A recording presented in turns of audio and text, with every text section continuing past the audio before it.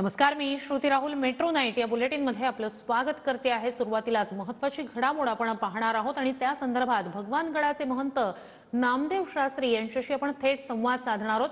सगळ्यात आधी एक जाणून घेऊया, सरपंच संतोष देशमुख हत्या प्रकरणात आरोपी अटकेत आहेत. मात्र या सगळ्या प्रकरणी आकाचा आका म्हणून धनंजय मुंडेंवर आरोप केले जात आहेत.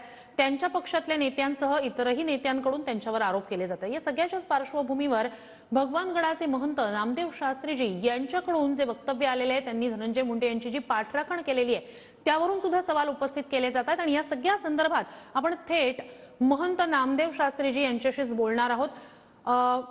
महंत नामदेव शास्त्रीजी, TV9 मराठीमध्ये आपलं खूप खूप स्वागत आहे. सगळ्यात आधी हा एक महत्त्वाचा प्रश्न जो सगळ्यांनाच पडला, धनंजय मुंडेंवर आरोप होत आहेत. स्वपक्षातल्या नेत्यांकडून सुद्धा आरोप होत आहेत, विरोधातल्या नेत्यांकडून आरोप होत आहेत.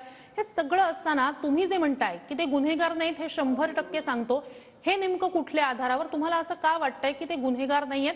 याबद्दल नेमकं तुमचं म्हणणं काय?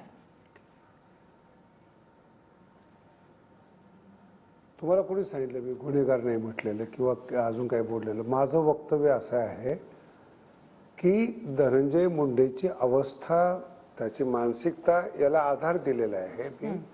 आणि त्यांना हे सांगितलेलं आहे की माझा तुम्हाला पाठिंबा आहे. पाठिंबा आहे हा धनंजयचा विषय झाला.